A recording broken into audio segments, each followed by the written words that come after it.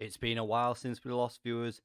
Can we keep that run of form ongoing today on Easter Monday? Can you hear the sound?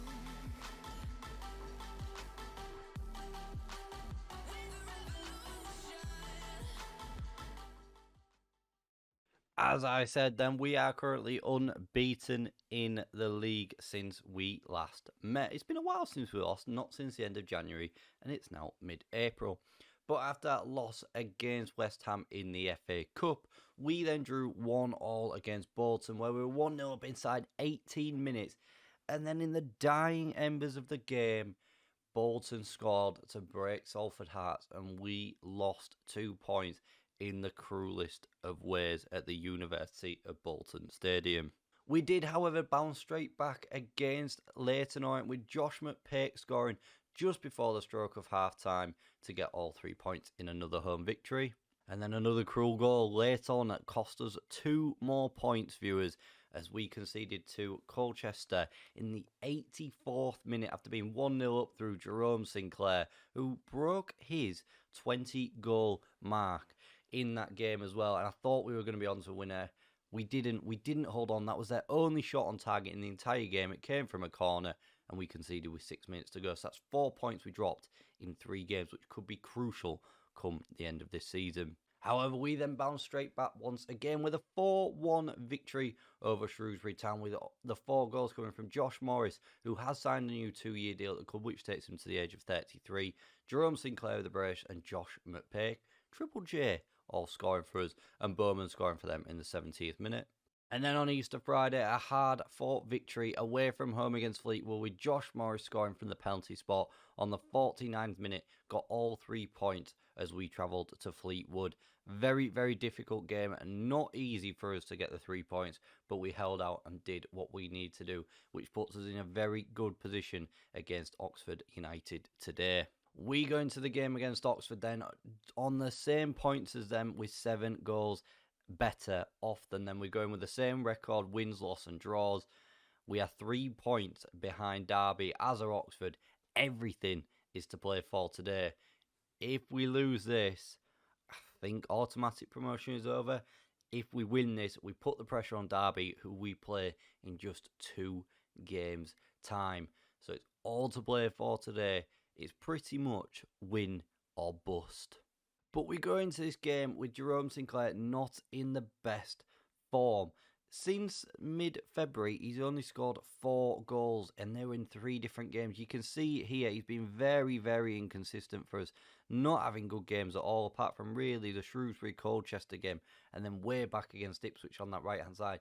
He's been playing up top and putting in some really, really poor performances. Just 8 goals in his last 19 games. For a man who started out so well this season, has done really, really poorly over the last few games. In a similar space of time, Dale Taylor scored just 1 goal. Again, his goals are drying up. Sinclair's on 17 league goals for the season. Taylor's now on 14. But again, he's not been putting in the best performances either. And it's not the time that we need to be having our 2 main goal scorers this season doing really, really poorly. Fingers crossed today they can get some goals, but Taylor has scored just 5 goals in his last 12 appearances, which on paper isn't bad, but when you look at what he's done before the start of the season, is really, really poor. But let's go get this game kicked off and see who can score for us today.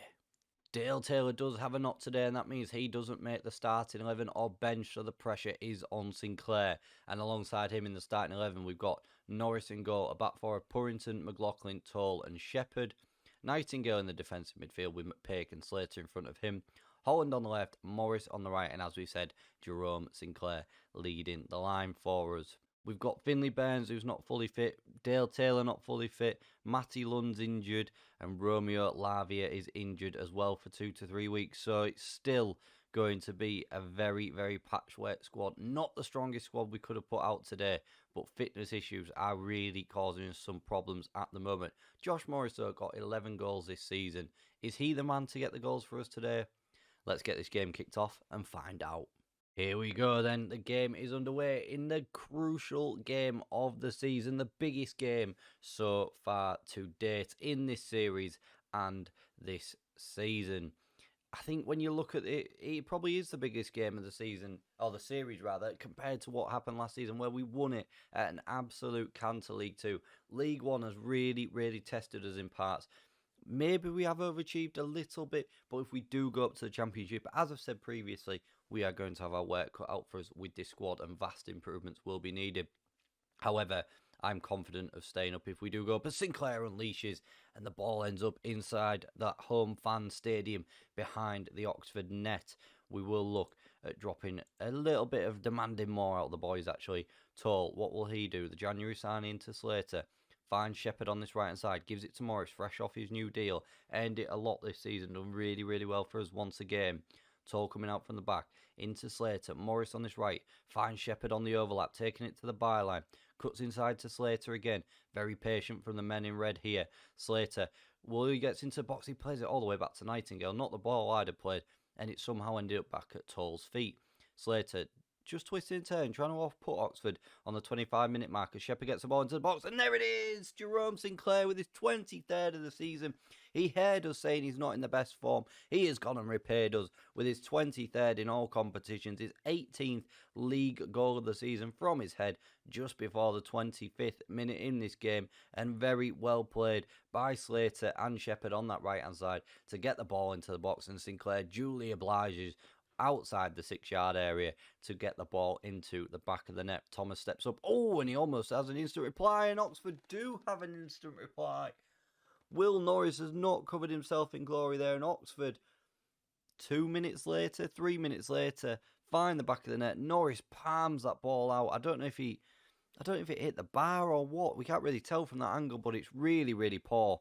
And Oxford are back on level terms after just 4 minutes, and that is not what we needed. That is the dream start over and done with, and a win here would see us move on to 79 points, 3 points behind Derby, who are currently beating Burton Albion. We'll get these boys in at half-time. We'll pump the fist, tell the boys we're proud of their effort and to keep going, but we do need to see something else in the second half. A draw, I think, would probably just about rule us out with 4 games to go. It would leave a 5-point difference between us and Derby, which with 4 games to go, we do have Derby still to play, but it is so crucial that we need to win here. Let's see if we can do it. There's nothing happened in the second half. We are going to make some changes now. Nathan Holland, his form has really dropped. We'll bring Thomas Asante on. Do we bring Otter on? What we'll do is we'll take Josh Morris off, and we'll put Jerome Sinclair on that right-hand side and stick Otter up top and see if he can just make a difference for us. We'll try and get something out of this game.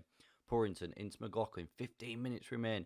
Big 15 minutes coming up. Asante into Slater. Good ball through, and Otter's just a little bit short of it. It was a little bit ahead of him, which is unfortunate. It looks a really good ball, though, to start with. As Oxford come forward with Jebison. McLaughlin loses it in a good area. Stanley and Toll is there to cover. Finds Slater. He will look to make Oxford pay like he did in that first half. Sinclair now coming on his right hand side. Lundstrom, he's been booked already. Is he going to get another booking here? It looks like he could be sent off, and that would be big news and good news for us. And Lundstrom's off. He's got a second yellow.